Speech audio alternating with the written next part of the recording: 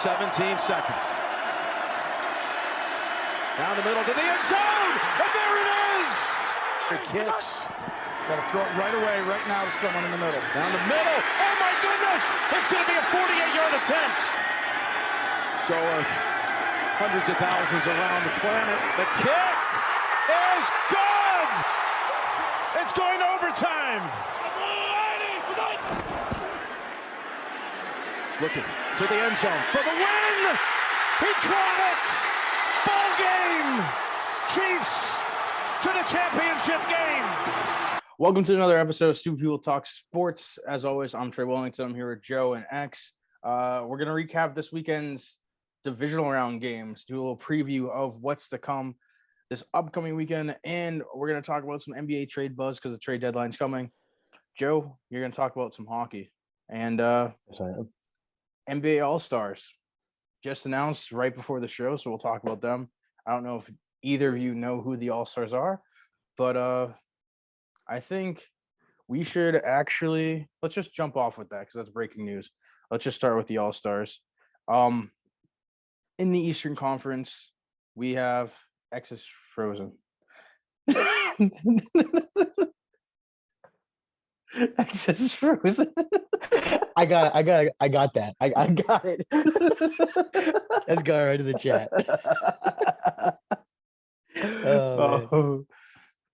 But in the Eastern Conference, we have Trae Young, DeMar DeRozan, Kevin Durant, Joel Embiid, and Giannis Antetokounmpo as your starters.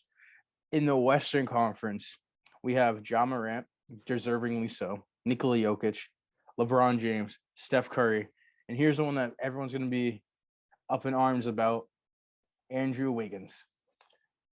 He is an all-star starter, and you know what? I'm happy about it. It's about time Andrew Wiggins got the respect he deserves. What do you guys think about these two starting lineups? Who do you think should have made it? Who do you think shouldn't have made it? And who do you think got snubbed? Joe, we'll start with you.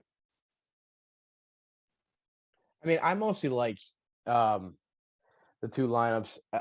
You have guys like LeBron, who he's picked up a lot recently, but for the beginning of the season, he didn't deserve to be an all-star starter. But like, he's LeBron James. He's gonna be starting. That's kind of how it works. Did you said Kevin Durant's in the East, right? I should probably bring up the starters so I can have it. One moment. Yep. Trae Young, Kevin Durant, DeMar DeRozan, Joel Embiid, and Giannis are the Eastern Conference. The Western Conference, again, is Ja Morant, Nikola Jokic, LeBron James, Steph Curry, and Andrew Wiggins. Andrew Wiggins, man.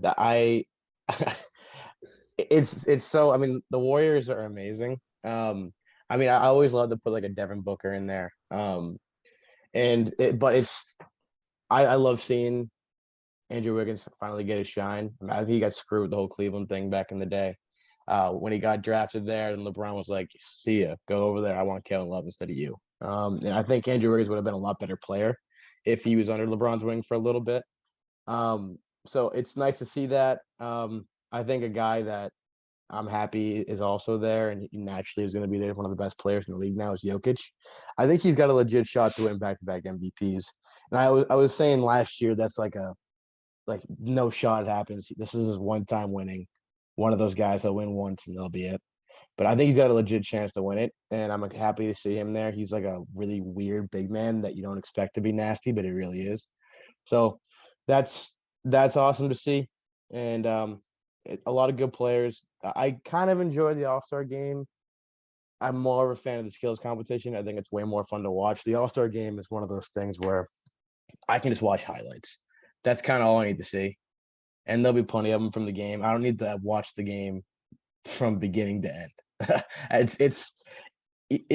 feel like they don't play until the last 2 minutes of the game, and if the game isn't close, then the last 2 minutes are the same thing as the other 46 minutes. It's not all that great. Still, flashy plays is fun, but I'm happy to see everyone made it. I think the lineups are pretty good. I think the fans did a good job this time. So Yeah, I mean, the fan vote isn't just all that goes into getting the starters, as we know at this point. And you know what? I think it shows it too, because if it was Klay Thompson, probably would have been a starter. But Andrew Wiggins definitely deserves it. Also, the All Star game, I think they're going to do the same thing they did last year with the new layout and rules for the scoring and everything. I hope that's what they're doing, since it seemed to go well the last time. X, what are your thoughts on these All Star starting lineups? I mean, to be honest, it's kind of an indicator that I've been way too invested in football so far. But because I had no idea Andrew Wiggins was playing to the level of an all-star starter, to be honest with you. So Yeah, a lot of people didn't realize how good he's doing. actually surprised me. But honestly, the other guys all make perfect sense. Obviously, LeBron was going to be there. Steph Curry's been playing out of his mind. Ja Morant is the same as well. DeRozan, I'm actually very proud of him to get a starting spot, because DeMar DeRozan is someone for a while that I've always loved watching play since back in his Toronto days. But so I'm very proud of him and excited to see him as a starter. I'm just looking at the list now. Yeah, no one else really surprised me. Trae Young doesn't really surprise me. I'm not a fan. I'm not a fan of Trae Young, but he's a great player. He's a great player. Nothing against him. I don't like him. That's a story for another day, though. Not a big fan of Trae Young making it there. I mean, I get what you're saying. I think he's definitely a player that takes some certain type of people like him. He's definitely not everybody's cup of tea, especially if you're from New York City. I can imagine you hate him. But yeah, I think the All-Star game this year is going to be pretty interesting. You're going to see, obviously, Andrew Wiggins. That'll be an interesting one to see, and DeMar DeRozan, another interesting one to see. I think those are the two people that are probably the most surprising to become All-Star starters. DeMar DeRozan, I could have seen him becoming a starter for I could have seen that happening. But I think overall, I think if it wasn't for injuries and COVID protocols, he might not have been a starter. Just based off some of the games other guys have missed, Tatum. Obviously, I feel like Tatum probably could have been a starter. James Harden as well. I think he could have potentially got that starting opportunity. And also Zach LaVine. I mean, isn't DeMar DeRozan a 3? I don't know how he even got the starting job, to be completely honest with you. It's we got 4 forwards on the Eastern Conference team. But Andrew Wiggins definitely deserved it. He's playing out of his mind this year. Fun quick note, there's also going to be a Rising Stars tournament this year instead of just one game, 4 teams of 7. So that's just another interesting thing they're going to do. I don't really know much about it, but I'm sure as it gets closer, we'll talk about it. Now let's move forward to this NFL playoff recap. We had, 4 games this past weekend? 4 amazing games. All came down to the wire. Obviously, we all know that the Chiefs Bills game was spectacular, but there were 3 other games prior to that, right? Those 3 other games happened, first. So let's kick it off with the first game, which was the Bengals versus the Titans. Ended on a field goal. You had a kicker that was out of his mind. Joe, what are your thoughts and what did you see from that game that you want to talk about? So I was that person last week when we were having this conversation that said the Titans were going to smack around the Bengals. X thought they'd do it in the beginning of the game and the Bengals would come back, but I thought the Titans were going to win pretty convincingly. But I was wrong again. The Bengals are legit, and I'll probably pick against them again this week, and I'll probably be wrong again. But Joe Burrow showed some balls. I gotta give it to him. It's those sunglasses, man. That's all it is. Those sunglasses, and he's a bad man, and that's all he is. McPherson's a hell of a kicker. I think I didn't realize how young he looked until I saw his interview, and I was like, my God, he's 16 years old. There's no way. And it's really cool to see them taking down the Titans. The Titans I mean, Tannehill's a liability out there sometimes. You saw that. I saw a funny meme, and it was Tannehill in the regular season with him in a Titans uniform, then Tannehill in the playoffs. He was in a Miami Dolphins uniform, and I thought that was great. He threw pick after pick after pick. I thought the Titans were finally gonna win that game when they were going down for try to get the game winning field goal with what, about a minute 20 left, and the Bengals just forced a nice turnover. Bad throw by Tannehill, but nice turnover. They capitalized on that, and hell of a game from the Bengals. And I'm excited to see what they do here this Sunday. But they got a tough opponent coming up, so we'll see. Congrats to the Bengals. Titans were a little overrated, and I fell into that trap. Yeah, no, it was a great game. And their kicker McPherson, whatever McPherson, I don't know what his actual name is. That was amazing, dude. That guy, he was like calling his shot. The last kick, he literally like kicked it and like turned and then just like started celebrating, like dabbed up the guy holding the ball, and he was like high-fiving people before he even saw the ball go through. X, what are your thoughts on that game? What? Apparently, right before X, apparently on the sideline, right before when they were driving down the field to the game-winning field goal, he turned to someone in the sideline and was like, "I guess we're going to the AFC title game." Like this was like 30 seconds left in the clock. Yep. Like before he kicked, if he missed that, he would have been a goat. Yeah. Not the good type of goat either. Yeah. X, what are your thoughts?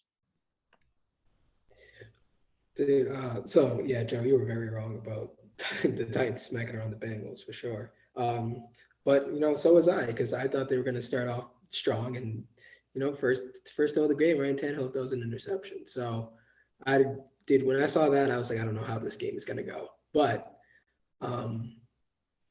it's just sad to see when your defense gets 9 sacks and you still don't win that game. Like it's unbelievable that like Joe, like as you mentioned, like they got Miami Dolphins Tannehill this game, and it's the complete opposite of what they needed.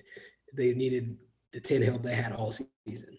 Like 1 pick is fine, but 3 picks is kind of ridiculous, especially when your defense is playing out of their mind, getting 9 sacks against Joe Burrow. But the Bengals played resilient as they predicted. They were able to push through that awful offensive line performance. So, I mean, if they play like that again against the Chiefs, they're going to lose clearly. So they definitely need to get those weapons going this week. So those are my thoughts on the game.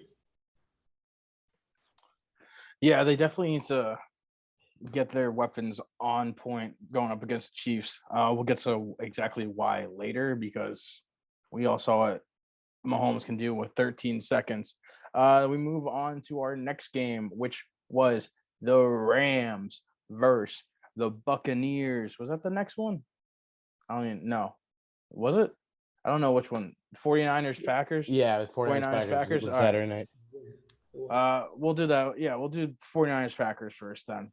Man, a tough one for Aaron Rodgers as they let their future with him on that team most likely slip away. And the 49ers are going to be going to the NFC Championship game on a field goal. Crazy. Everything ended. Every game in regulation came down to a field goal. X, we'll kick it off with you. What are your thoughts on this game between the 49ers and the Packers? I don't even know. I don't even know. Because this was Green Bay's year. Like, I know it just felt like this was actually going to be it. Like, it's not even like originally they were probably honestly supposed to play like the Rams in this round if the Cowboys didn't choke. But they ended up getting San Francisco. It's like, okay, San Francisco beat the Cowboys. The Cowboys, we knew some point we're going to fucking choke. So I just expected Green Bay to kind of steamroll them. But 10 points, that's ridiculous. And I'm sorry, but this is the type of game that has to tarnish Rodgers' legacy at some point, in some way. Like maybe obviously not all time, but like this end run where he gets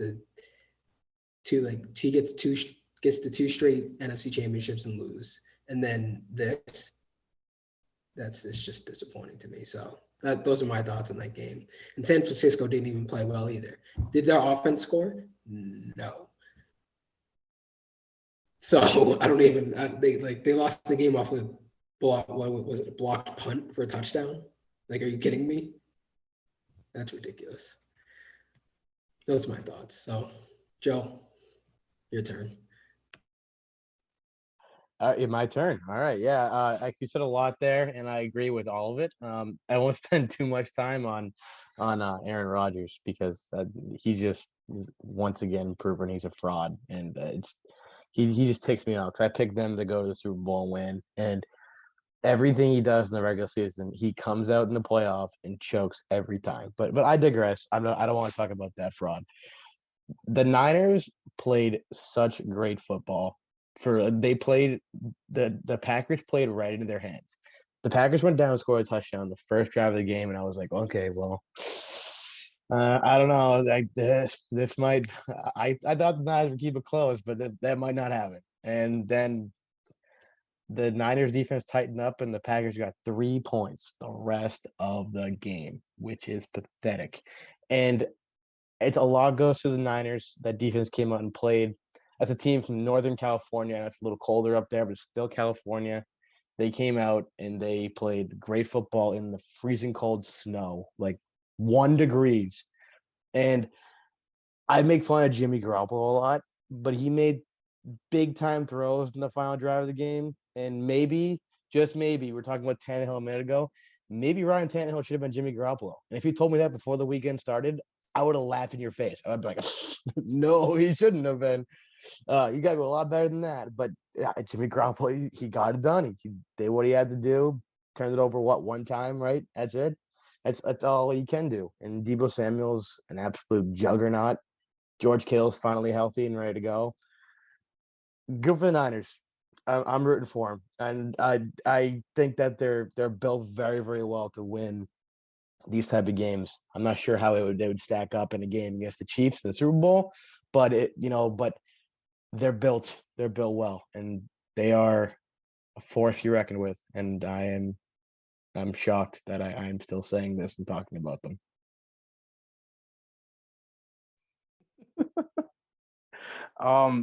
Yeah, no, I mean the future for Aaron Rodgers and Green Bay, it's up in the air at this point. They got a lot of free agents going out there.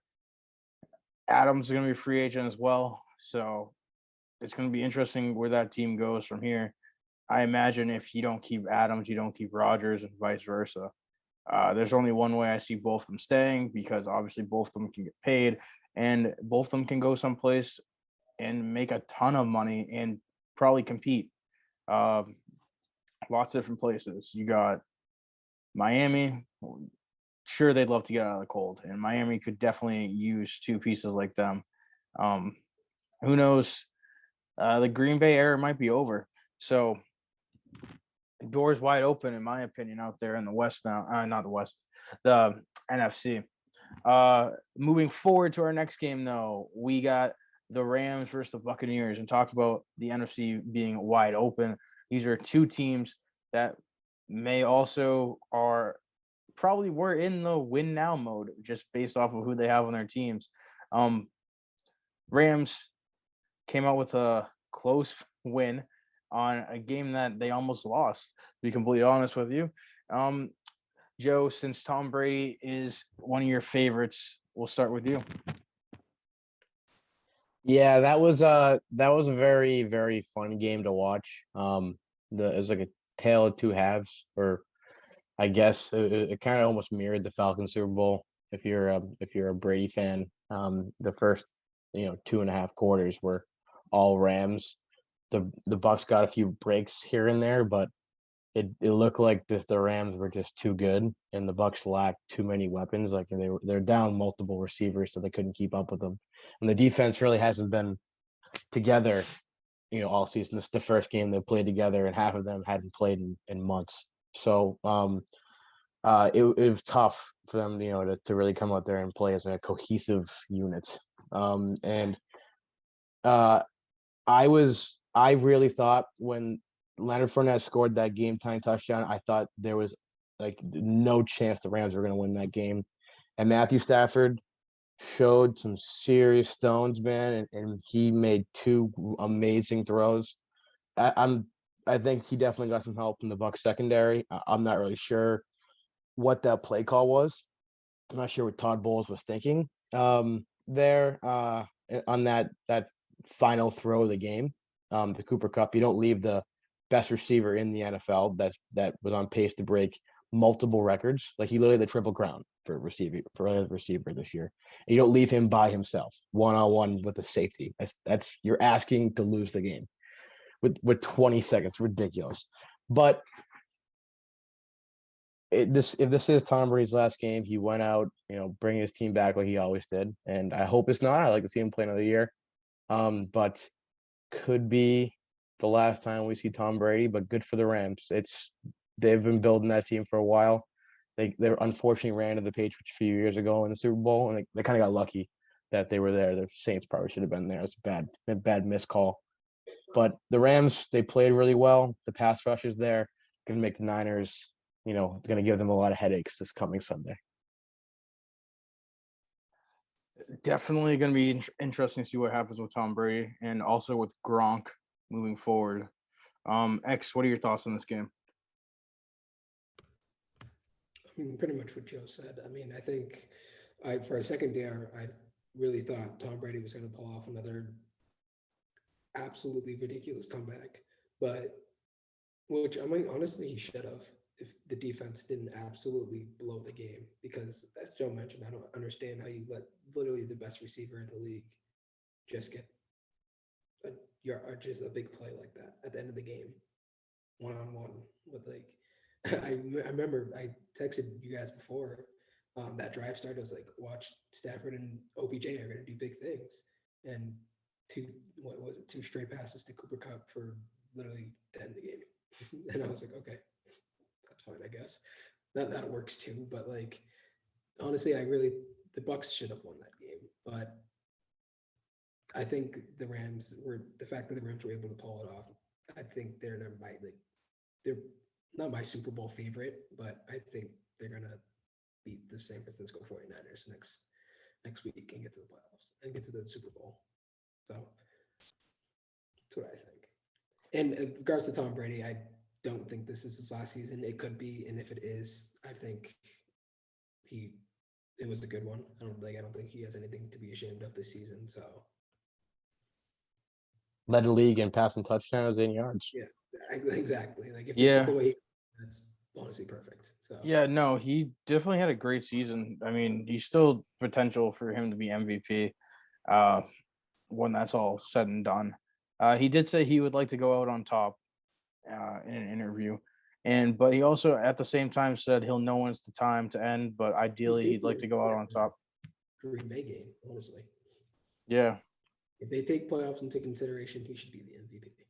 Yeah, he definitely. I think Cooper Kupp should be the MVP. I think that he deserves it. If it wasn't for him, the Rams would not be where they are right now.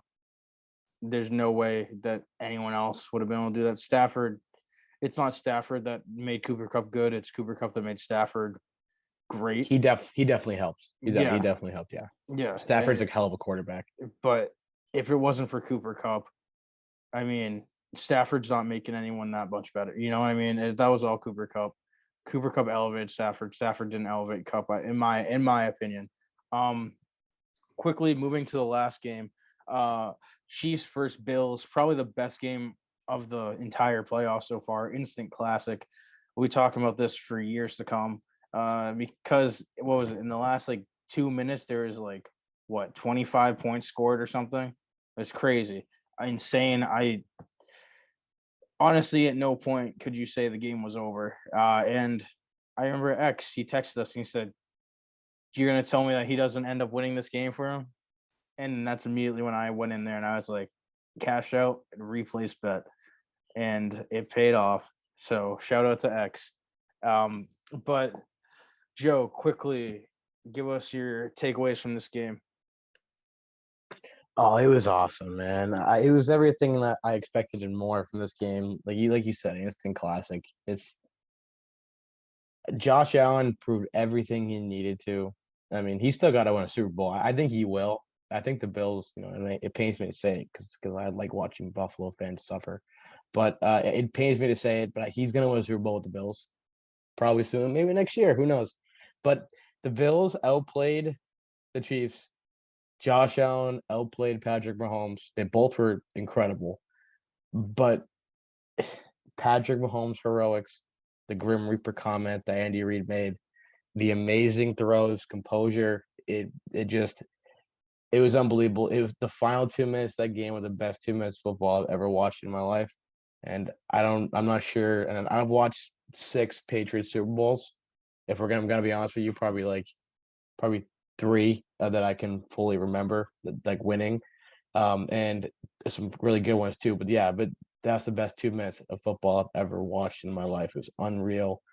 And Patrick Mahomes is a scary, scary man, and the NFL should be terrified that the Bills choked that one out there, because he might be going for number 2 here in a few weeks. Because I'm not sure the Bengals can keep up. But we'll get there in a minute. But yeah, great game, hell of a job by the Chiefs. Yeah, no, it was a fantastic game. Patrick Mahomes is definitely putting the league back on notice after start of the season. X, quickly, what are your thoughts of this game? I mean, Joe pretty much covered it. Like, absolutely amazing game. It was everything we expected and more. It was, I mean, it does frustrate me that the defense blew the game. Absolutely, like the number one. It's the number supposedly the number one defense in the league, and Mahomes absolutely tore them up in 13 seconds, and it was kind of funny. As a Patriots fan, it was very funny to watch that. But I also have the Chiefs. I also had the Chiefs winning that game and going to the Super Bowl. So, but it was beautiful game. Beautiful game. Yeah, I mean, Patrick Mahomes, it's disgusting, disgusting. Yeah, you don't give that guy any time. We've talked about it just amongst the 3 of us, how the Bills kind of gave too much time. The kickoff was stupid, and they just gave the opportunity. And as expected, Patrick Mahomes took advantage of that opportunity. The Chiefs took advantage. Travis Kelce, another great player that helped them get where they needed to go. And field goal and regulation comes down. People are going to be upset about the overtime rule. Well, you know what? That's the rule. It's there. You need to know how to play in regulation. Your objective is not to win in overtime. Your objective is to win in regulation. They say it before overtime starts. We're playing a whole new game. So that's my opinion about overtime. Moving forward to the preview of this next week's games coming out on Sunday, we have, as obviously previously mentioned, Chiefs versus Bengals, and we also have the Rams versus the 49ers. We'll start off with the Chiefs versus Bengals, and we'll quickly move through this. So, X, kick us off with Chiefs versus Bengals. I think the Chiefs win this one. I think they win in a not close, but closer than the score seems type of game.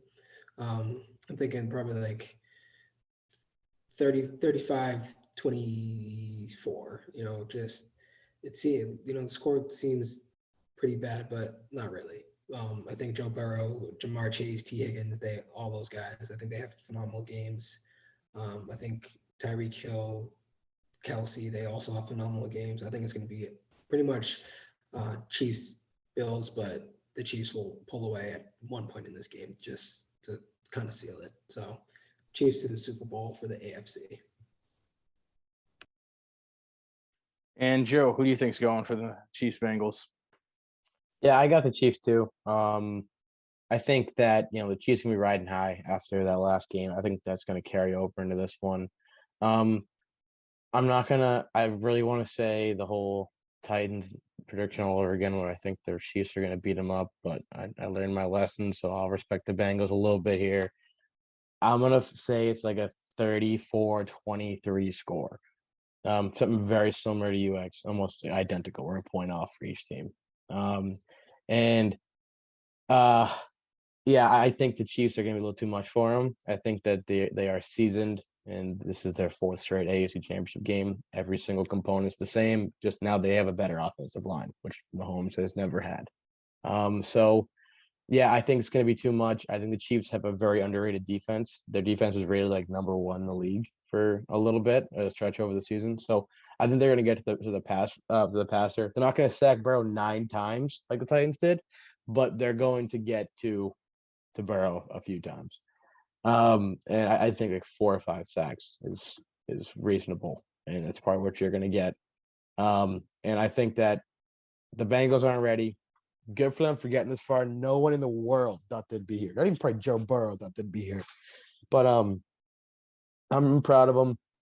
Good for them. This is Patrick Mahomes' year. He's going right to the bowl again, and we get to listen to 2 weeks of Sports Center, getting all nice and chubby for Patrick Mahomes, which I'm very excited for.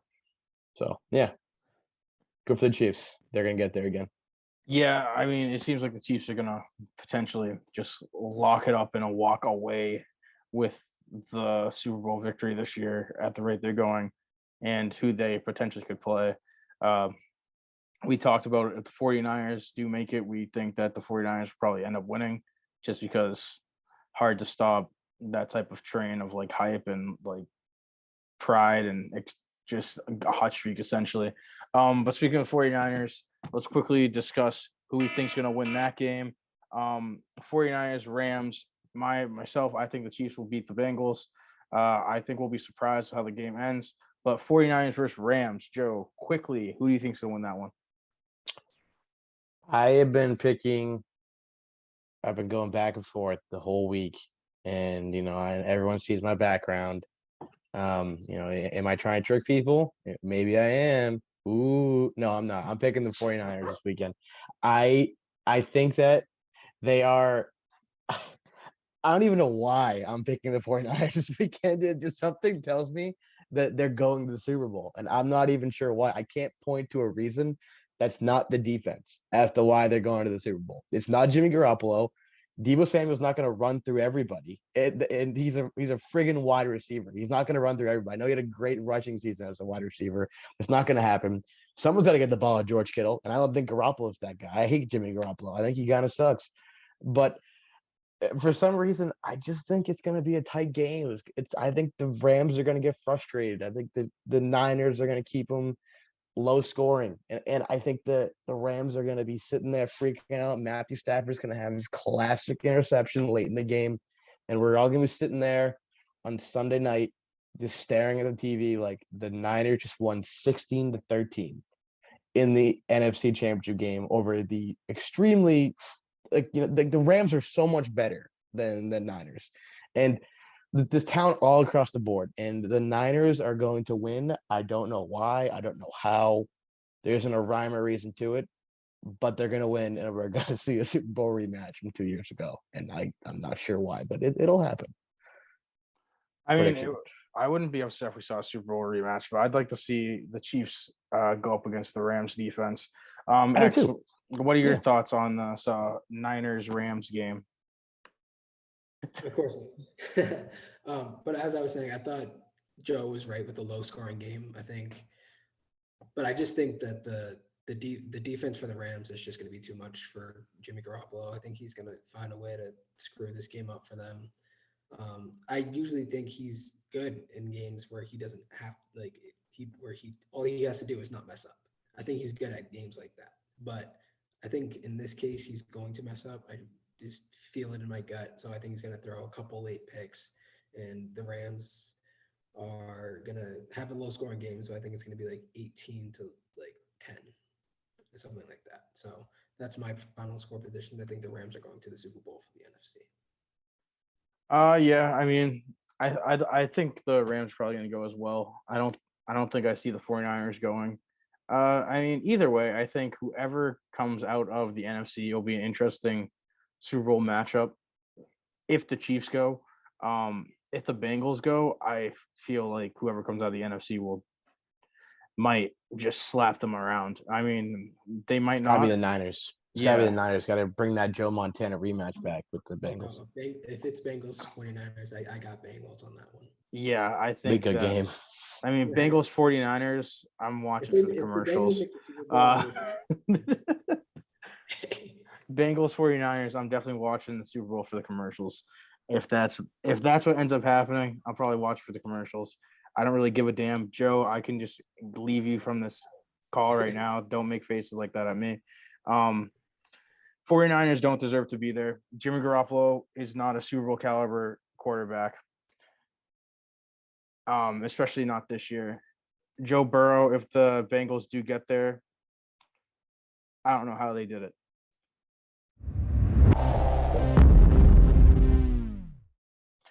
All right, we are going to start here our 1 minute NHL minute here. And we're going to be calling this from here on out Pucks and Sticks. I hope you all like that.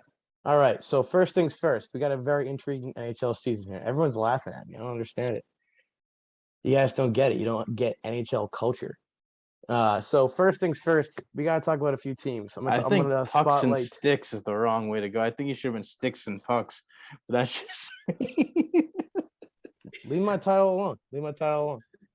All NHL players have little crooked teeth and everything. We're going to do this a little differently. You got to understand that. All right. So the first team I'm going to highlight is the Florida Panthers. Last year, the Florida Panthers were, a 2 seed in that really weird division setup last year because of the way Canada didn't want their teams playing in the United States because of everything going on with the pandemic. So this year, everything went back to normal.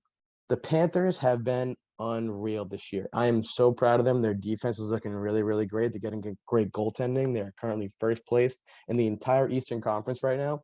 And I really do think they have a legitimate shot to win their division, maybe win the President's Cup, and go all the way to the Stanley Cup Finals. And I think that they have multiple defensemen that can keep that depth up and going there. And I do think that that's the best team in the Eastern Conference right now.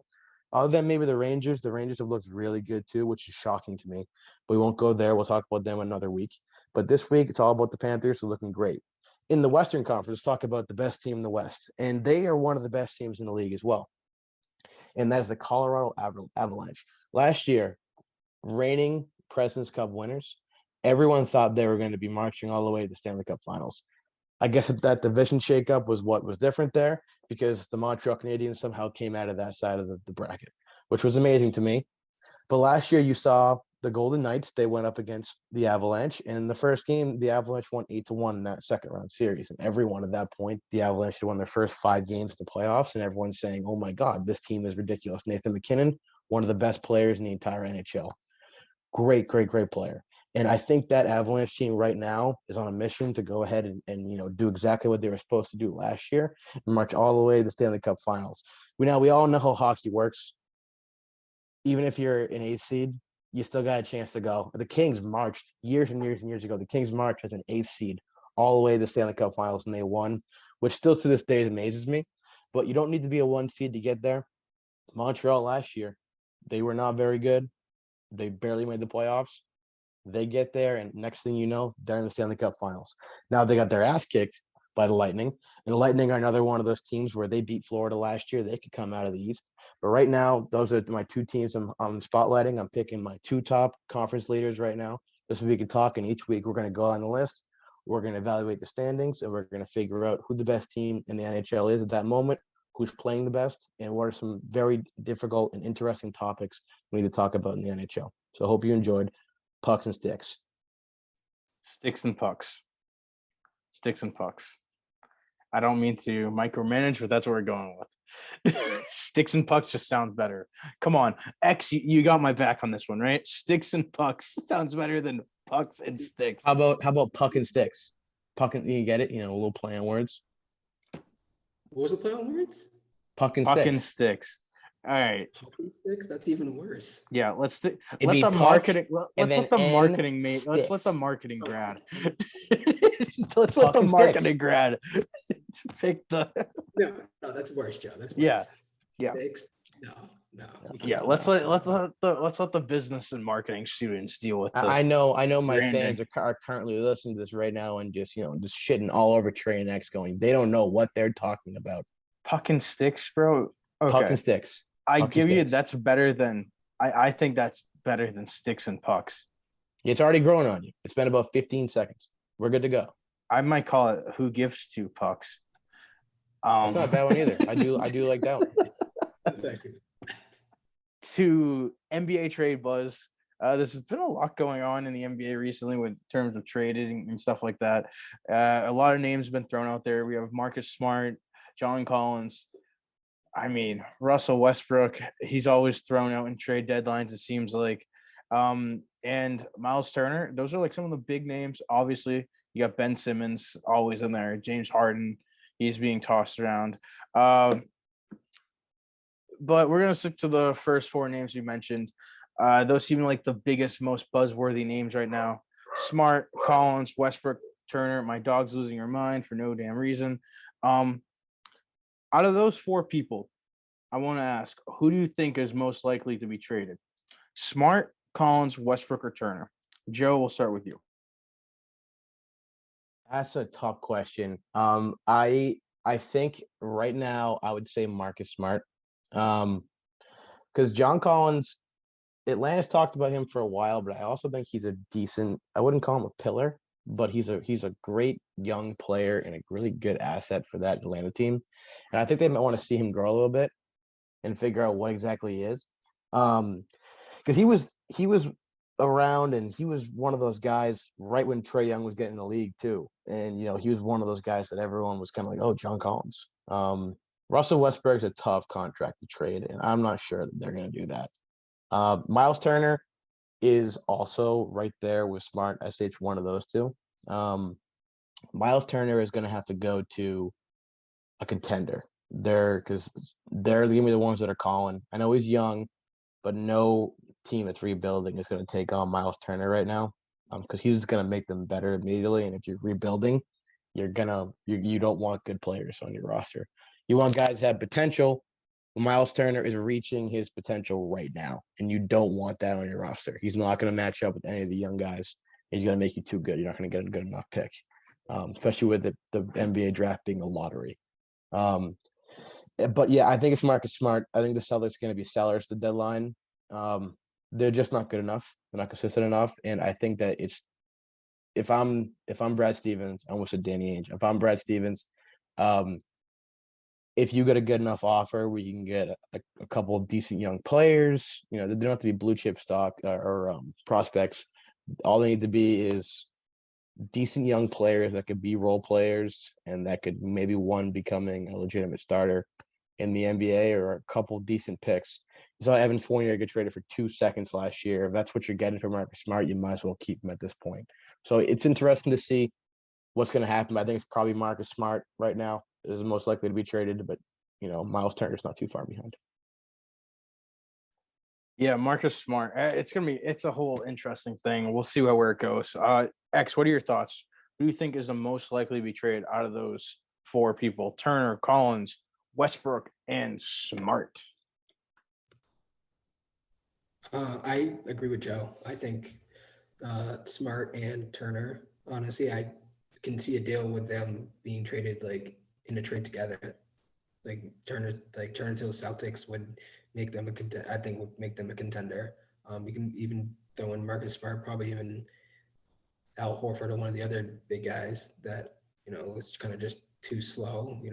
But I think one of those two guys. I think with Russ is becoming one of those. I hate to see Russ becoming one of those players who kind of just plays everywhere.